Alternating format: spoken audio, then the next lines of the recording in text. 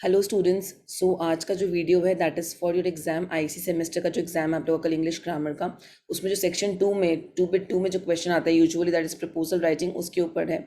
So let's not waste any time. इसमें हम लोग काफ़ी सारा एग्जाम्पल्स डिस्कस करेंगे, इनके फॉर्मेट डिस्कस करेंगे। सो एक क्विक रिविजन टाइप का हो जाएगा, तो आप लोग इसको फॉलो कर सकते हो। ठीक है। सी, प्रपोजल राइटिंग बेसिकली है क्या? As it is mentioned over here कि प्रपोजल इज अ प्लान और suggestion that is put up before a higher authority. आप कुछ प्रपोजल दे रहे हो सामने वाले को, किसी अथॉरिटी को, किसी ऑर्गेनाइजेशन को, कि आपको ये चीज़ ऐसे करनी है। सपोज आपको स्कूल में कैंटीन खुलवाना है, आपको स्कूल में कोई स्केटिंग क्लासेस ओपन करवाने हैं, ऐसा कुछ भी है, तो प्रपोजल सामने वाले के सामने रख रहे हो, मतलब कोई अथॉरिटी के सामने, कोई ऑर्गेनाइजेशन के सामने, ताकि वो अप्रूवल हो जाए। लेकिन ऐसे तो कोई भी अगर प्रपोजल अप्रूव नहीं करना पड़ेगा। ऐसा क्या फैक्टर्स होगा जो आप सामने दिखाओगे ताकि वो अप्रूव करें? सो बेसिकली उसमें क्या क्या फैक्टर्स होने चाहिए? आपको उनके बेनिफिट्स दिखाने हैं कि जो मैं प्रपोजल दे रहा हूँ that is more beneficial for the other person, for the other party, ताकि उनको समझ में आए कि उनके लिए बेनिफिशियल है, तो वो इमीडिएटली इस प्रपोजल को एक्सेप्ट कर पाएंगे। सेकेंड थिंग, आपको उनके बेनिफिट्स को दिखाना पड़ेगा कि आपका प्रपोजल जो है वो आपके लिए तो बेनिफिशियल है ही, तभी आप उसको प्रपोज कर रहे हो, बट सामने वाले के लिए वो इक्वली बेनिफिशियल है या फिर उससे ज़्यादा बेनिफिशियल है। ठीक है। ऑल्सो सबसे मेजर फैक्टर क्या होता है, हम कुछ भी जब प्रपोजल करते हैं उसको एक्सेप्ट करने में हम क्यों हेजिटेंट होते हैं? That is a monetary factor. So you should make sure कि आप जो भी उसमें अमाउंट या जो भी मॉनेटरी थिंग्स आप उसमें इंक्लूड करोगे वो एक रेंज के अंदर हो। ओके। सो ये चीज़ आपको थोड़ा बहुत ध्यान में रखना पड़ेगा। सो यहाँ पे आप देखो, प्रपोजल क्या है? एक प्लान और सजेशन है जो आप किसी हायर अथॉरिटी के सामने पुटअप करते हो ताकि वो अप्रूव कर पाए, आप एग्जीक्यूट कर पाए पर्टिकुलर प्रोग्राम को। Okay, that is it. Next, planning है प्रपोजल। प्लान कैसे करते हैं? फर्स्ट, आपका प्रपोजल परसुएसिव होना चाहिए, कैप्टिवेटिंग मतलब कैप्चर करना चाहिए, मतलब अट्रैक्टिव होना चाहिए कि लोग पढ़े।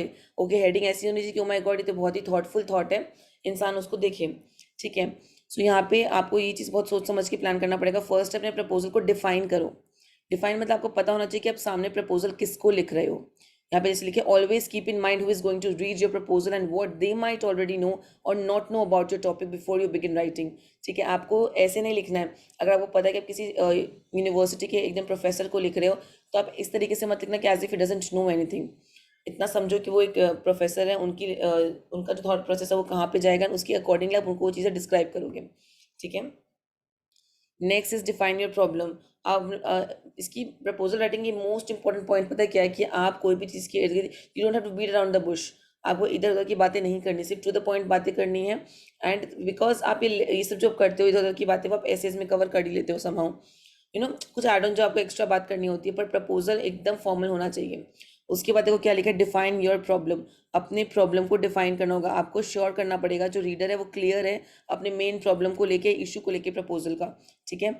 एग्जैक्टली क्लियर, मतलब आपको है ना ऐसे डाउटफुल नहीं रहना है, आपको एकदम कॉन्फिडेंटली पुटअप करना है प्रॉब्लम को, ताकि सामने वाले को क्लियरली समझ में आए कि आप बोलना क्या चाह रहे हो। आपको एकदम हेजिटेंट नहीं होना है या घुमा फिरा के बातें नहीं करनी है।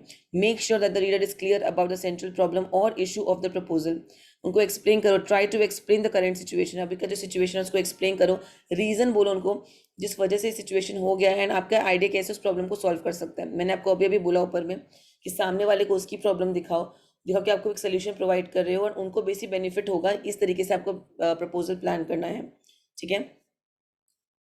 देखो उसके बाद क्या रहेगा, आपको अपना सोल्यूशन डिफाइन करना which should be very clear and confident. Confident क्यों?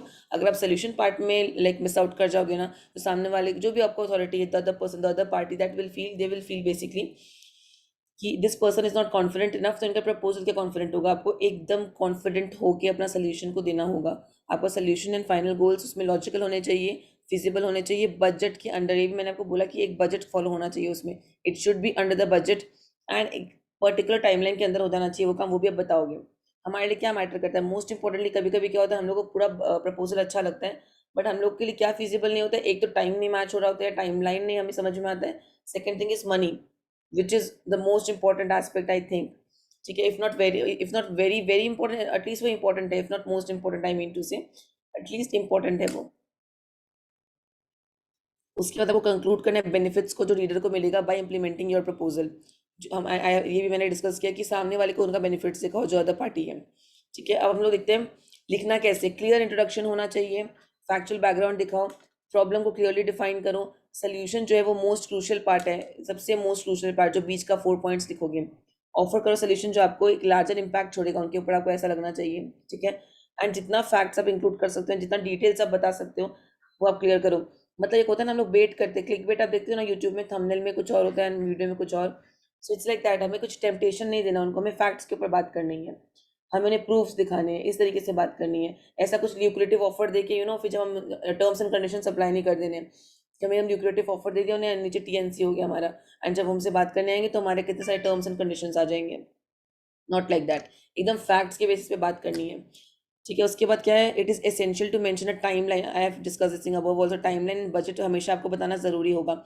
जब जब आपका क्वेश्चन डिमांड करेगा कि हाँ इसमें टाइम लाइन एंड बजट हमें बताना है, तो आपको बताना है। Always and your proposal in a brief and clear manner, very short and clear manner में एंड करो। उसके लिए मैं कुछ डेमो आपको दिखाऊंगी, हम लोग सॉल्व करेंगे साथ में कुछ प्रपोजल्स, सो उसमें कवर अप हो जाएगा। सो आई होप आपने पूरा पढ़ लिया, नहीं पढ़ा है तो आप स्क्रीनशॉट ले लो या देख लो, एंड हम लोग आगे बढ़ते हैं। ठीक है, नेक्स्ट नेक्स्ट। ठीक है, नेक्स्ट हम लोग करते हैं, एक सेकेंड, उसके बाद देखो फर्स्ट पार्ट हो गया हम लोग का, एंड उसके बाद हम लोग का गाइडलाइंस ऑफ प्रपोजल। ठीक है,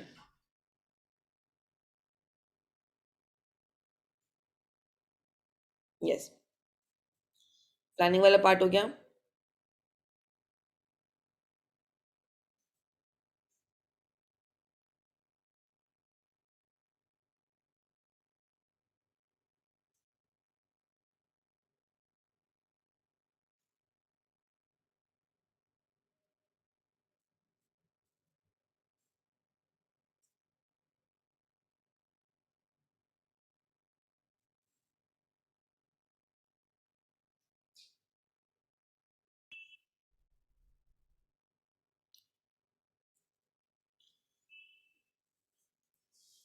आई होप मेरी वॉइस क्लियर आ रही है। एक्चुअली मैं सेकंड स्लाइड में जा नहीं पा रही थी कुछ इश्यूज़ के कारण, तो मुझे बीच में रिकॉर्डिंग स्टॉप करके उसको रिज्यूम करना पड़ा। So yes, get back to it. तो हमने प्रपोजल का फर्स्ट बैकग्राउंड डिस्कस कर लिया, क्या हमारे थॉट्स होने चाहिए, मतलब हमें अदर पार्टी को उनके बेनिफिट्स, उनके सोल्यूशंस बेसिक दिखाने हैं, एंड फैक्ट्स के ऊपर बात करना है, कोई क्लिकबेट करना है हमें कि हम जो शेयर कर रहे हैं उसमें कुछ ऑथेंटिसिटी नहीं है, ऐसा नहीं होना चाहिए हमारे शेयरिंग में। ठीक है, नाउ हम आते हैं गाइडलाइंस पे।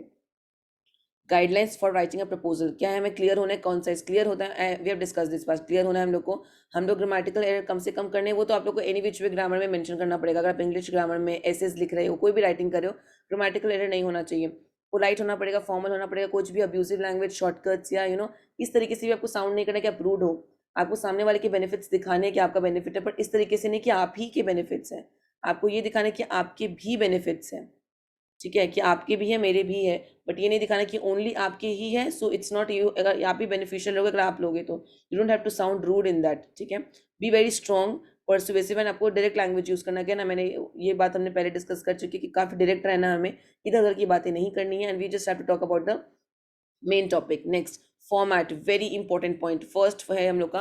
फॉर्मेट में एक चेंजेस आया गाइस, जो मैं बहुत स्कूल्स में नोटिस कर रही हूँ। मेरे कुछ बच्चे हैं जिनके स्कूल में टीचर ने क्लियरली बोल दिया है कि प्रपोजल राइटिंग के बाद जब आप पूरा कंप्लीट कर लेते हो, उसके एंड में, जैसे यहाँ पे आप देख रहे हो ना कंक्लूडिंग स्टेटमेंट, उसके जस्ट नीचे पे आप नाम और डेजिग्नेशन भी लिखोगे। सपोज लिखा हुआ है you are Aarav Chaudhary, bracket में लिखा है the head boy of your school, तो नीचे आपको अपना नाम लिख के नीचे में head boy of your school लिखना पड़ेगा। ये बहुत से स्कूल्स में अपडेट किया जा रहा है, बहुत से स्कूल्स में टीचर से मना किया है। सो आई वुड से बेसिक जो फॉर्मेट है ये एक्जैक्टली सेम है, पर इसके नीचे जो डेजिग्नेशन वाला पार्ट है वो स्कूल के ऊपर डिपेंड करता है। आपकी स्कूल की टीचर ने जो फॉर्मेट बोला है, प्लीज फॉलो दैट।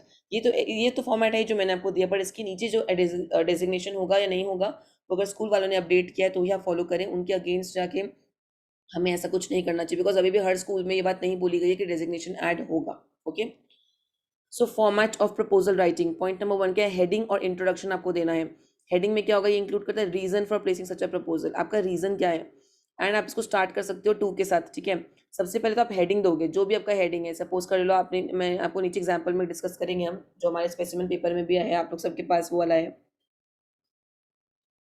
आपको इंक्लूड करना है अपना रीजन, कि आपका प्रपोजल पुटअप करने का रीजन क्या है, और इसमें 2 पॉइंट होने चाहिए। और वो 2 पॉइंट भी कैसे लिखेंगे हम लोग, सपोज कर लीजिए हमने टू से स्टार्ट किया, ठीक है, टू फॉस्टर, एंड फिर कुछ लिखा, या तो कॉमा देके आप लिखोगे, या फिर टू फॉस्टर और to help, to foster to realise, in the, ये जो 2 पॉइंट है, to foster to realise, to promote, to help, या कॉमा दे देना बीच में। इस तरीके से हम लोग को मेक श्योर करना है कि हमने 2 पॉइंट्स लिखे हैं। 2 पॉइंट्स आपके होने चाहिए, पर अलग अलग पॉइंटर्स में नहीं लिखोगे, वो आप लाइन में ही कंटिन्यू करके लिख दोगे। ठीक है, वो जो हम लोग डिस्कस कर रहे होंगे, कुछ एग्जांपल्स आपको समझ में आएगा मैं क्या बोलना चाह रही हूँ। नंबर टू है ऑब्जेक्टिव्स। ऑब्जेक्टिव्स में आपका सेंट्रल, मतलब main purpose of the proposal mention होना चाहिए, जो आपका एग्जैक्टली मेन प्रपोजल है। और जो मेन प्रपोजल होता है ना वो हम लोग हेडिंग में, हेडिंग के जो पहले हम लोग टॉपिक लिखते हैं उसमें ज़रूर से मेंशन करते हैं। सो आप है ना ऑब्जेक्टिव अपना वो टॉपिक में से पिक करके बता सकते हो कि आपका मेन रीज़न क्या है, ठीक है। सपोज कर लो आपको एक, सपोज मैंने अभी आपको एग्जांपल दिया था कैंटीन वाला, आपको कैंटीन स्कूल में लॉन्च करना है, इसी के लिए आप लोग प्रिंसिपल को प्रपोजल दे रहे हो कि प्लीज़ मैम कैंटीन को आप लॉन्च कीजिए, मतलब कैंटीन, आप कैंटीन का जो एक एरिया है वो आप ओपन कीजिए। तो आप क्या बोलोगे, क्या सेंट्रल पर्पस है आपका, ठीक है, ताकि it can be beneficial for school also, school का भी कुछ एक नया सेक्शन स्टार्ट हो जाएगा। सेकेंडली किड्स जो है वो बाहर का जंक फूड खाने की से बेटर है कि स्कूल के अंदर एक टिफिन सर्विस या वैसा कुछ खा ले। या फिर आप इसके लिए मेंशन कर सकते हो कि थर्ड थिंग इस बच्चों को टिफिन लाने का वो प्रेशर नहीं रहेगा, कि है ना जो बच्चे नहीं टिफिन कैरी करते वो पूरे पूरे दिन भूखे भी नहीं रहेंगे। सो इस तरह के जो बेनिफिट्स हैं आपको वन वन वर्ड में, ऑब्जेक्टिव्स मतलब क्या, वन वन वर्ड में आपको दिखाना पड़ेगा कि ये बेनिफिट हो सकता है, like they can avoid junk food, comma, one word नहीं तो स्मॉल सेंटेंसेस, ठीक है, उसमें आप एक्सप्लेन कर सकते हो objectives. So objective should include the main purpose of the proposal. अब आते हैं हम लोग लिस्ट ऑफ मेजर्स में, very important. List of measures का आपका ऐसा होना चाहिए, ना ही 4 से कम ना ही 6 से ज़्यादा, not less than 4, neither less than 4 nor more than 6, ठीक है। 4 तो आपको मिनिमम लिखना है, और आप 6 भी लिख सकते हो पर 6 से बेसी नहीं, 4 to 6 के बीच में रेंज करना चाहिए। सबसे मोस्ट इंपॉर्टेंट पार्ट हमारा प्रपोजल का लिस्ट ऑफ मेजर्स ही है। लिस्ट ऑफ मेजर्स में क्या डिस्कस होता है, सोल्यूशंस डिस्कस होते हैं, प्रोसीजर्स डिस्कस होते हैं जिसमें सोल्यूशन प्रोवाइड किया जाता है, जो भी आपका प्रॉब्लम स्टेट किया गया उसके रिगार्डिंगली। जो लिस्ट ऑफ मेजर्स है वो एक फॉर्म ऑफ पॉइंट्स में लिखोगे आप लोग, बुलेट पॉइंट्स में, जैसे नंबर 1 हेडिंग में हमने पॉइंट्स नहीं दिया, ऑब्जेक्टिव्स में हमने पॉइंट्स नहीं दिया, लिस्ट ऑफ मेजर्स में हमें पॉइंट्स देना है, तो एक point number 1, point number 2, bulletin points दे सकते हो आप लोग, ठीक है। अब वो 4 पॉइंट्स जो है मेजर, उसमें क्या क्या होना चाहिए। First, what is the eligibility, ठीक है, मतलब ये काम करने के लिए कैसे हम एलिजिबल होंगे, क्या करना होगा इस काम के लिए, क्या एलिजिबिलिटी क्राइटेरिया है इस चीज़ के लिए। Number 2, what is the requirement, core requirement क्या है वो काम करने की, ठीक है, जब क्या काम करवाओगे बेसिकली, क्या एलिजिबिलिटी मतलब हम आपको कैसे एलिजिबल हो सकते हैं इस चीज़ के लिए, क्या रिक्वायरमेंट है, मतलब कि ये चीज़ को सक्सेसफुल बनाने के लिए हमें क्या रिक्वायरमेंट करना पड़ेगा, we have to meet for some time, meetings होंगी, ये होंगे, मतलब रिक्वायरमेंट आपको बताना पड़ेगा। थर्ड है, how many human resources is required, कितने लोग रिक्वायर्ड रहेंगे, क्या कितने इन्वॉल्वमेंट रहेगा, मॉनिटरी लाइक इन्वॉल्वमेंट भी आएगा बट वो अभी नहीं मेंशन करोगे, वो फोर्थ पॉइंट में आएगा। सो लॉन्ग रन में कितने लोग इन्वॉल्व होने चाहिए, क्या होगा वो आप बताओगे। थर्ड में, how many resources are is required, how many human resources. And point number 4 is time, budget and venue, very very very important. Time कितना जाएगा, कितना आपका बजट है, ठीक है, एंड क्या वेन्यू है, कहाँ पे होगा, ये तीन चीज़ें बहुत इंपॉर्टेंट होती है। And you can add more points wherever necessary, I have told you 4 to 5, आपको 4 से कम नहीं लिखना है, 6 से ज़्यादा नहीं लिखना है। अब आते हैं हम अपने कंक्लूडिंग स्टेटमेंट में, बहुत इंपॉर्टेंट है ये कंक्लूडिंग स्टेटमेंट देना है आपको। एंड नीचे क्या लिखा, और इसके बाद डेजिग्नेशन, इफ़ आपके स्कूल में बोला गया है तो, नहीं बोला गया, स्ट्रिक्टली मना किया गया है तो I can't force you to write that designation part, but अगर लाइक गाइडेंस दी गई है तो आपको लिखना पड़ेगा।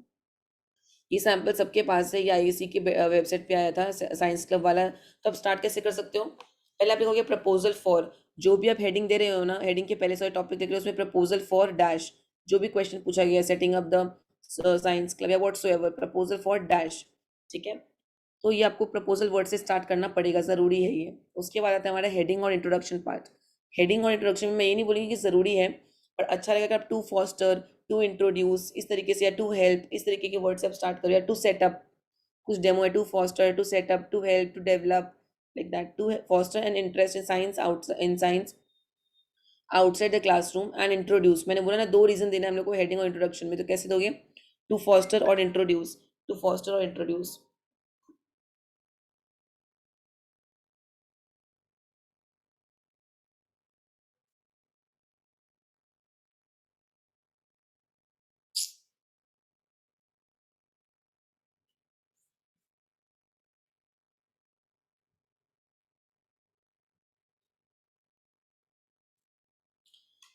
So sorry for the interruption.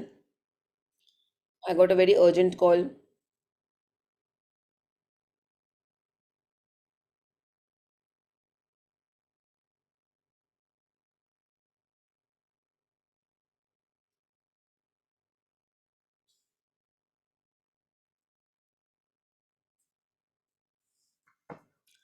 Yes. Sample में हमने क्या डिस्कस किया, to foster an interest in science club outside the classroom and introduce student to the wonders and relevance of science in our lives. मतलब start कैसे किया, आप देखो to foster लिखा हुआ है एंड इंट्रोड्यूस, दो रीजन के लिए फॉस्टर इंट्रोड्यूस, फॉस्टर हेल्प, मतलब ये ना इस तरीके से, या कॉमा देके भी आप डिफरेंशिएट कर सकते हो, दो पॉइंट तो होने ही चाहिए। ऑब्जेक्टिव क्या है, मेन ऑब्जेक्टिव बताओ आप। Science club will help students overcome their phobias regarding science, it will be instrumental in developing the scientific curiosity of students through its activities and programs. Main words क्या था हमारा, overcome phobias, instrumental होगा, and activity in program करने में उनको help होगा, मतलब through activity in help programs उनको और हेल्प होगा, ठीक है। सो ये चार कीवर्ड्स है, सो आप सिंगल सिंगल वर्ड भी यूज कर सकते हो and you can mention like that also. One second, hello.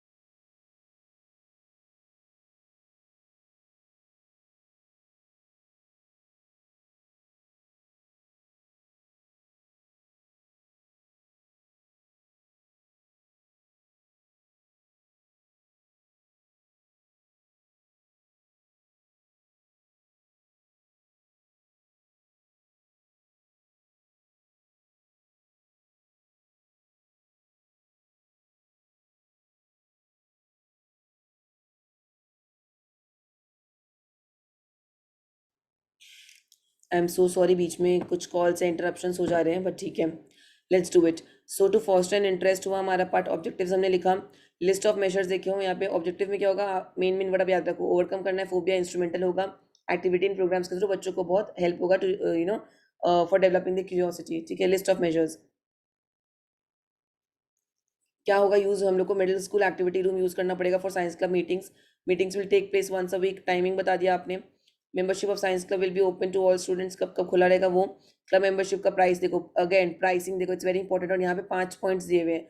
I would also say ना आप 4 लिखो ना आप 6 लिखो, आप 5 पॉइंट्स लिख के आओ, ठीक है। And the club will have a range of activities ranging from science fairs, robot making, creating slogans and posters and documentaries and so on. We hope that the proposal will be accepted so that the science club becomes a reality in the life of the school. Last वाला part आप ऐसे ही कर सकते हो, we hope that the proposal will be accepted so that dash. ये आप basic एक ब्रीफ रख सकते हो, अगर आपको याद करने में प्रॉब्लम हो कि मैम कंक्लूड कैसे करें। We hope that the proposal will be accepted so that, जो भी टॉपिक रहेगा डैश, ठीक है। यहाँ साइंस क्लब है तो science club becomes a reality in whatsoever, it's like that. And उसके बाद भी आपको यहाँ पे लेफ्ट हैंड साइड में नीचे में आपको डेजिग्नेशन लिखना पड़ेगा if needed, okay. I hope it is clear now. Now let start with एक क्वेश्चन स्टार्ट करते हैं। देखो फर्स्ट क्वेश्चन क्या है यहाँ पे, as the head of the students wing of the RWA of your colony, you have been given the responsibility of organizing the children of your colony and undertaking the cleanliness drive in your colony on the occasion of Gandhi Jayanti. Write a proposal stating the steps you would take to effectively organize this cleanliness drive. Cleanliness drive हमारा main topic है यहाँ पे, बस ये समझो और आप head हो, ठीक है। अब देखो यहाँ पे क्या होता है, स्टार्ट करना पड़ेगा आपको प्रपोजल से। प्रपोजल फॉर, जो भी आप टॉपिक लिख रहे हो, प्रपोजल फॉर कीवर्ड क्या है, क्लेनलीनेस ड्राइव। तो setting up a cleanliness drive on the occasion of Gandhi Jayanti. Gandhi Jayanti भी ऊपर मेंशन किया है, इसलिए हमने यहाँ पे दिया है टॉपिक में, ठीक है। तो ये हमारा स्टार्ट देखो प्रपोजल वर्ड से हुआ, और हेडिंग में देखो 2 से स्टार्ट हुआ है। Heading, to set up a cleanliness drive on the occasion of Gandhi Jayanti to help the children to learn the importance of cleanliness and in the surroundings. बस सेटअप करना है हमको ओकेजन ऑफ गांधी जयंती में, किस लिए, टू हेल्प, वही दो दो पॉइंट्स हमने लिखा, टू सेटअप, टू हेल्प, आप समझ रहे हो, दो पॉइंट्स हमको हेडिंग में लिखने ही लिखने हैं। तो हम सेटअप कर रहे हैं हेल्प करने के लिए इस लाइक बच्चों को, ताकि सराउंडिंग्स में हेल्प हो। अब हमारा मेन ऑब्जेक्टिव्स क्या है, मेन वर्ड क्या था, cleanliness drive, as I told you. अब यहाँ पे देखो उसको इनवर्ट कॉमा के अंदर दिया हुआ है। The cleanliness drive would promote, क्या प्रमोट करेगा, cleanliness, discipline, respect for environment. देखो की वर्ड्स लिखे हुए यहाँ पे, जैसे वहाँ पे मैंने बताया ना, मेन मेन वर्ड भी लिख सकते हो, स्मॉल सेंटेंसेस लिख सकते हो। Cleanliness, discipline, respect for environment in the children, and educate and sensitize them about the importance of cleanliness for a healthy, socially responsible, economically dynamic and progressive nation. Again key words बस mention किए यहाँ पे, cleanliness, discipline, respect and an economically dynamic, responsible, progressive nation. So objective कुछ इस तरीके का होना चाहिए। लिस्ट ऑफ मेजर्स, हर एक बच्चे को टास्क दिया जाएगा कॉलोनी को नीट एंड क्लीन करने का, एंड ब्रूम्स वगैरह सबको सेपरेटली दिए जाएंगे। चार्ट्स वगैरह बैनर्स वगैरह दिए जाएंगे ताकि वो पूरा लगा पाए. Point number four is distributing flyers to the people of the locality and explaining them about the necessity of clean surroundings. सबको हम लोग सब अवेयरनेस फैलाएंगे basically. And last is arranging refreshment for the children. और last में same part. देखो यहाँ पे भी 5 पॉइंट्स लिखा गया, आप नोटिस कर रहे हो. 4 में ठीक है, 4 is good, but I would say 4 और 5 के 6 के बीच में लिखो 5 पॉइंट्स लिख के आओ.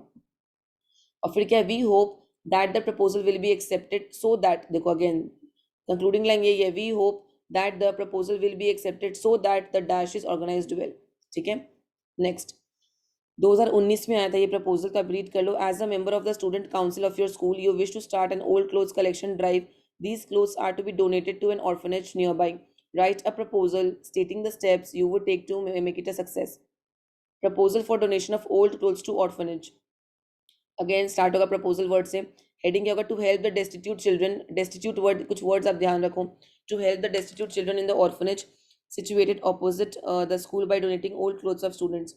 इससे क्या होगा, बच्चों के अंदर कंपैशन आएगा, फिलैंथ्रोफी आएगी बच्चों के अंदर. अगेन ताकि बच्चों के अंदर वो आएगा कि नहीं, हम लोग को भी ये सब चीज़ें करनी चाहिए. ऑब्जेक्टिव क्या हमारा, अगेन टू प्रोवाइड चिल्ड्रन, या टू से भी स्टार्ट कर सकते हो या कोई नॉर्मल ऑब्जेक्टिव भी कर सकते हो, कोई प्रॉब्लम नहीं है.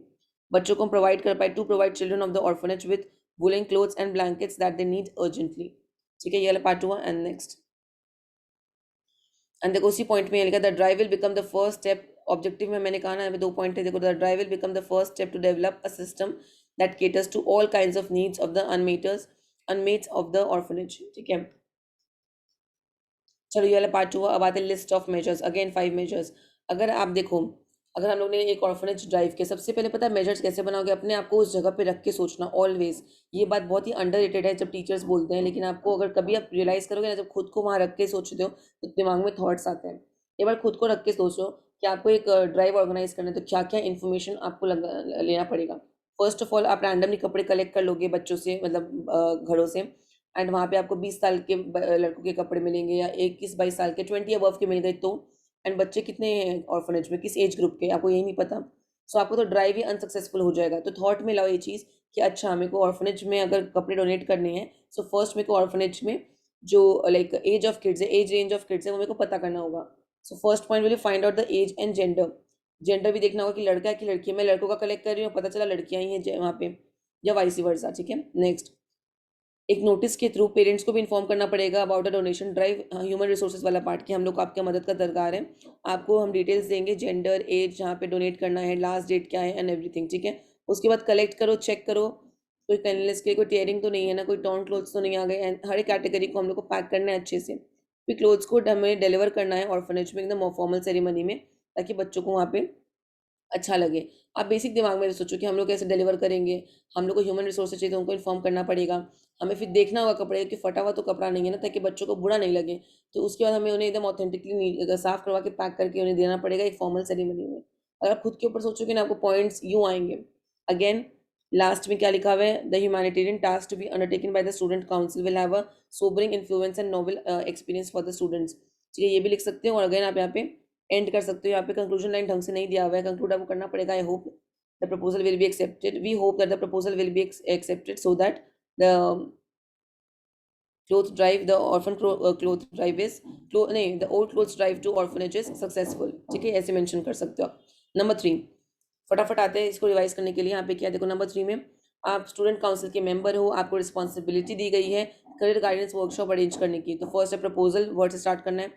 हेडिंग होगा to provide student with relevant career information that are suitable for their life. We propose to organize a career guidance workshop. Objective क्या है, टू एजुकेट, बच्चों को एजुकेट कर पाए about how to make career choices based on personal strength, values and interest. List of measures क्या है, first कहाँ पे होगा, ठीक है, ताकि वहाँ पे हमें स्पीकर चाहिए, वो सब अवेलेबिलिटी होनी चाहिए. नेक्स्ट, काउंसलर्स, एमिनेंट काउंसलर्स आएंगे. फर्स्ट हम काउंसलिंग सेशन रख रहे हो, काउंसलर्स ही ना हो तो क्या मज़ा. ठीक है. उसके बाद है वर्क जो होगा, वो बच्चों को एक्सेसिबल कौन से ग्रुप के लिए, ओनली क्लास 11 एंड 12, बिकॉज 9-10 के बच्चों को हम प्रेशर अभी नहीं देना चाहते. कॉमन सी बात है, 9-10 में आप सोचना लोगे तो आप 9-10 अच्छे से नहीं करोगे. 11-12 में हमें देना पड़ता है कि हाँ 11-12 के बाद ही करियर का एक्चुअल जो फेज़ है वो स्टार्ट होता है. ठीक है. So that is why only 11-12 के लिए ही काउंसलिंग एक्सेसिबल रहेगी. Next, each students will be charge nominal fee, रुपया बता रहा है वो, टाइमलाइन एंड बजट वाला बात। And personal aptitude report will be provided to each student, हर एक बच्चे को एक रिपोर्ट प्रोवाइड किया जाएगा। तो हमें ऐसा लगता है कि प्रपोजल एक्सेप्ट होगा। We hope, again same line, that the proposal will be accepted so that the dash, देखो वी होप सो दैट, इस तरीके से आप उसको एंड कर सकते हो। नेक्स्ट, आप हेड बॉय या हेड गर्ल अपने स्कूल के, आपको एन रिस्पॉन्सिबिलिटी दी गई है एक एक्सकर्शन ऑर्गेनाइज करने का 11-12 के बच्चों के लिए टू रणथंभौर नेशनल पार्क। तो आप एक प्रपोजल लिखो स्टेट करते हुए कि क्या स्टेप्स हैं आप लोगे इसको सक्सेसफुली ऑर्गेनाइज करने के लिए। ठीक है, व्हाट आर द स्टेप्स आप जो आप लेने वाले हो टू ऑर्गेनाइज इट सक्सेसफुली, ये आपको यहाँ पे अंडरटेक करना पड़ेगा। ठीक है,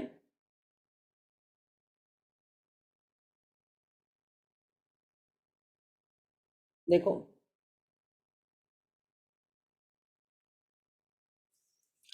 as the head boy or head girl of your school, you have been given the responsibility of organizing an excursion।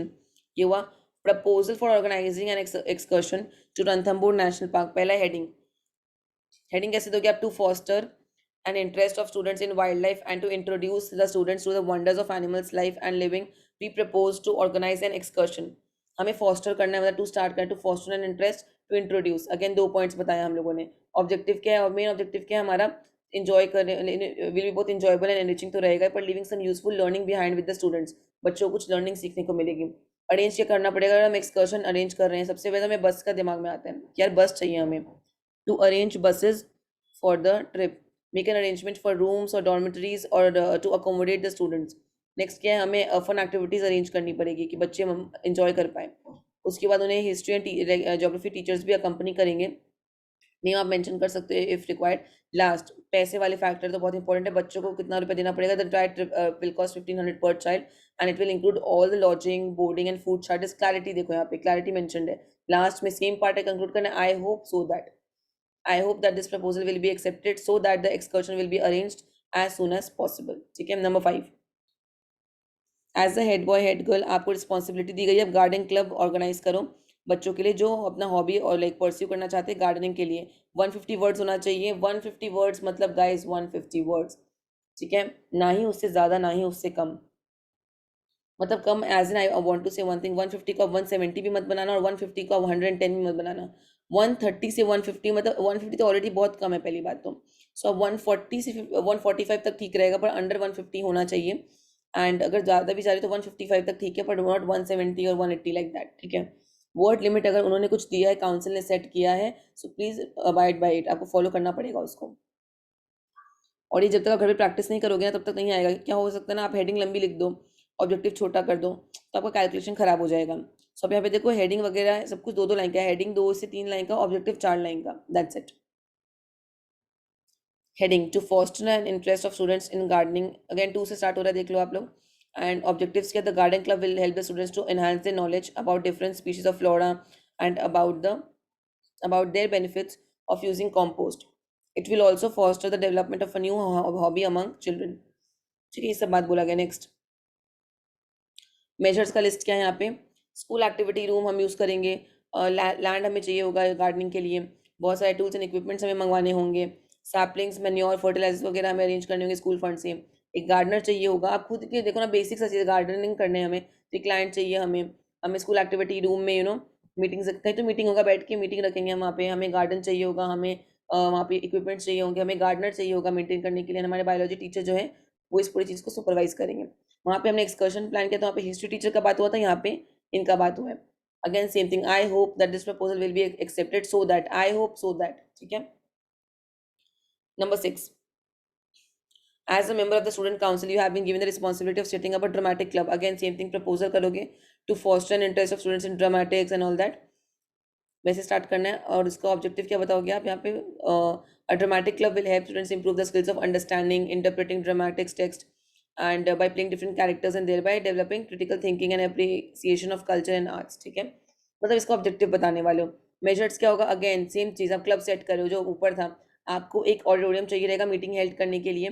Club meetings कब कब होगा, टाइमिंग बता दो, मेंबर्स कौन कैसे सिलेक्ट होंगे, कौन से क्लास से होंगे वो बता दो आप। To train teachers, again teachers कौन कौन से रिक्वायर्ड होंगे आपको? जो थिएटर आर्टिस्ट रहेंगे, टू ट्रेन थिएटर आर्टिस्ट को आप अपॉइंट कर लोगे फॉर ट्रेनिंग स्टूडेंट्स, उनको टीचर्स बना के। ठीक है, फिर हमें डायरेक्टर्स एंड एक्टर्स को भी इनवाइट करना पड़ेगा फॉर वर्कशॉप्स, ताकि बच्चों को हेल्प हो सके। And last, the club will focus on the range of activities like स्किट्स हो गया, स्टैंड अप कॉमेडीज हो गई, स्टेज प्लेस हो गया, स्क्रीन प्लेस हो गया, all that thing they will promote a lot. ठीक है, तो हमें लगता है we hope that the proposal will be accepted and necessary resources will be provided for setting up this club. Okay, अब आते हैं हम next. We hope so that आप देख ही रहे हो नंबर 7, हमें 7, 8, 9, 10 और करना। अगर आप लोग अभी तक रिवाइज कर चुके हो 5 प्रपोजल भी आप छोड़ सकते हो ये video, but I would say अगर आपको और देखना है एक टॉपिक को या स्क्रीनशॉट लेकर रिवाइज करना है, मेरे साथ रिवाइज करना है, तो वो भी कर सकते हैं। मैं बहुत फटाफट इसीलिए करवा रही हूँ ताकि जल्दी आपका हो पाए।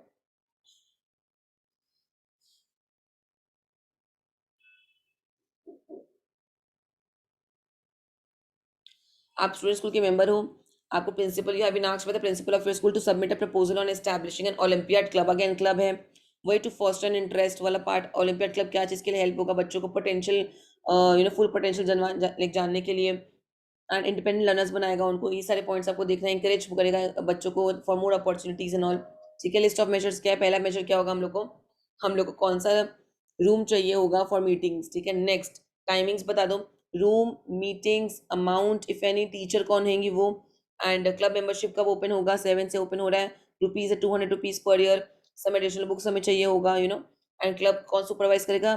Bye D Saxena, our maths teacher. I told ना, टीचर, ऑडिटोरियम चाहिए होगा हमें, टाइम एंड फीस। इस 4 में 4 पॉइंट्स हो गया आपका। कौन सा रूम में मीटिंग होगा, कौन से टीचर सुपरवाइज करेगी, कितने रुपए हैं, एंड टाइमिंग्स। इसी में आपने 4 मीटिंग रख लिया, 4 पॉइंट्स कर लिया। और 5th पॉइंट में आप कुछ रिसोर्सेज ऐड कर दो कि आपको ये कुछ एक्स्ट्रा बुक्स चाहिए होंगे, ये चाहिए होगा, एंड ऑल दैट थिंग। तो 5 चीजें हो गई आपकी बस। Again, I hope that this proposal so that, देखो, I hope and so that. Next, number 8. As the head of the student council of your school, you have been assigned the responsibility of setting up a culinary club in your school. Write a proposal writing the steps you would take to establish the club. Heading the students will be able to learn practical skills and all that. Objectives क्या है? To provide an environment for students, उनको socialise करने के लिए, creative बनाने के लिए। List of measures क्या है? ताकि हम एक ग्रोसरी लिस्ट प्रोवाइड प्रिपेयर करूँ, एंड उसको बेसिकली आप डिवाइड कर दो, एंड डेजिग्नेट कर दो basically one principal shopper to get all the ingredients. Next, आप टेस्टी न्यूट्रिशियस रेसिपीज बच्चों को बताओ, एंड टीचर्स को for the colour club presentation, members को भी पार्टिसिपेट करना है for raising funds. And then यहाँ पे क्या लिखा है? अमाउंट एंड टाइमिंग दिया होगा। देखो यहाँ पे फॉर श्योर हमारे क्लब मीटिंग्स कब होगी, एंड कौन से बच्चे होंगे उससे पार्टिसिपेंट्स एक्चुअली, मेंबरशिप एंड कितने रुपए हैं, कौन सुपरवाइज करेगा, कितने बजे तक होगा। देखो सेम पॉइंट है, एंड लास्ट में आई होप सो दैट। ठीक है, नंबर 9, प्रपोजल है वाटर प्यूरिफायर्स लगवाने के लिए। सेम चीज, to improve the health of students and all that. Objective क्या है? ताकि हमारा हाइजीन मेंटेन रहे, वाटर बॉर्न डिजीज नहीं स्प्रेड हो, एंड एब्सेंटेइज्म भी कम हो। ठीक है, क्वालिटी ऑफ एजुकेशन अगर हम इंप्रूव करेंगे तो बच्चे स्कूल क्यों नहीं आएंगे।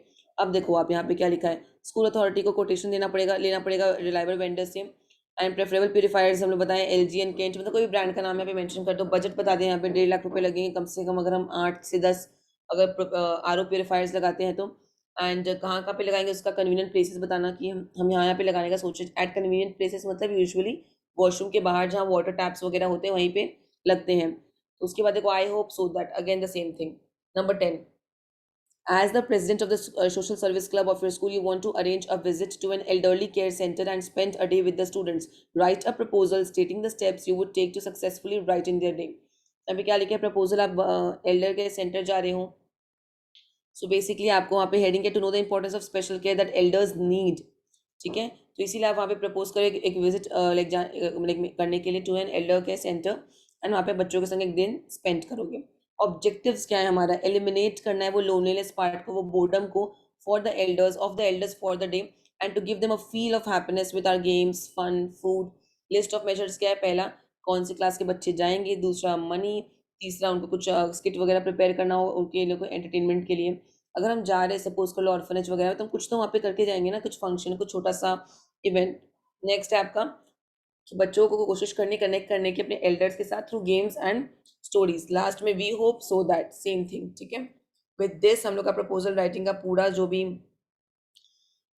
इंट्रो था, फॉर्मेट था, सब मैंने आपके संग अपडेट किया है। I very like all the best to each one of you. ये बहुत बड़ा एग्जाम है जो आप लोग देने जा रहे हो, इसको ऐसे लाइटली मत लो। English is very important. Technically देखा जाए, अगर नॉर्मल सर्कमस्टांस होते तो 200 मार्क्स का इंग्लिश होता, एंड 200 मार्क्स का मतलब एक साथ होता है, मीन टू से अभी भी वैसे हो ही रहा ब्रेक करके, एंड वो आपका हाफ होकर 100 में आएगा। तो कभी भी English language and English literature को आप फॉर ग्रांटेड मत लीजिए। ये गेम चेंजर होता है बोर्ड्स के एग्जामिनेशन में, एंड कॉलेज पूरा आपका इसी पे डिपेंड करता है।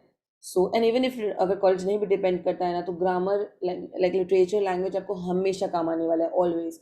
सो प्लीज़ जितना हो सके, अगर आपने नहीं पढ़ा है अभी तक, तो ये वीडियो को कम से कम आप 2x स्पीड पे देख लो। एंड मैंने कोशिश की कि मैं बहुत फटाफट बात करूँ इस वीडियो में, ताकि आपका टाइम भी कम वेस्ट हो। So all the very best to each one of you, to all my students, to the ones who are watching this video and to the ones who are personally my students. And lastly, अगर ये बच्चे कोई video देख रहे हैं और उनको admission लेना है अभी नए सेशन के लिए, फर्स्ट सेशन 2023, एंड आप कोलकाता से हैं या बाहर से भी है, तो आप हमें कांटेक्ट कर सकते हैं। हम लोग का कोलकाता में ट्यूशन सेंटर है, उनका उसका नाम है बालकृष्ण सिंघानिया क्लासेस, एंड उसका इनिशियल है मतलब BKS। एंड हमारे 3 सेंटर्स हैं functional, one is in Bangur avenue, second is in Chinar park, third is in काकुगाची। सो अगर आपको कोई भी रिक्वायरमेंट हो, कोई भी एडमिशन लेना हो, या आपको हमारे डेमो क्लासेस लेने हैं कोई भी क्लासेस के, सो आप you are free to come. ठीक है, मैं हमारे कोऑर्डिनेटर के नंबर जो है वो नीचे डिस्क्रिप्शन बॉक्स में मेंशन कर दूंगी, आप उनको कांटेक्ट कर सकते हैं। एंड यहाँ पे टोटल क्लासेस होते हैं from science, maths, English, Hindi, everything everything, computer, everything होता है। ठीक है, सो यहाँ पे सारे क्लासेस होते हैं, तो आप आके, अगर आप कोलकाता से तो you are most welcome for the demo classes, आप आइए। एंड अगर आपको ऑनलाइन लेना है तो आप प्लीज़ उसका भी कोऑर्डिनेटर को बता दीजिए, तो वो आपको बता देंगे कैसे क्या होगा। तो उसका नंबर जो है मैं यहाँ पे एक बार डिक्टेट भी कर दे रही हूँ, एंड मैं आपको लास्ट में मेंशन भी कर दूंगी। ठीक है, सो जो हमारे कोऑर्डिनेटर है उनका नंबर है, मतलब यहाँ पे जो हमारा ऑफिस नंबर है, it's not her personal number of course. So हमारा जो ऑफिस का नंबर है, वो नंबर आप नोट डाउन कर सकते हो, 9830, again a zero, I mean 000, sorry, 98, I repeat again, sorry, 9830008524। ठीक है, 9830, अगेन मैं डबल बोल रही हूँ, इट्स 0008524। ठीक है, एंड हमारे कोऑर्डिनेटर का नाम रिया है, आप उनसे कांटेक्ट कर सकते हैं, एंड आपको कोई भी डाउट हो तो आप उनसे डिस्कस कर सकते हो। Thank you so much and all the very best once again, rocket guys, bye.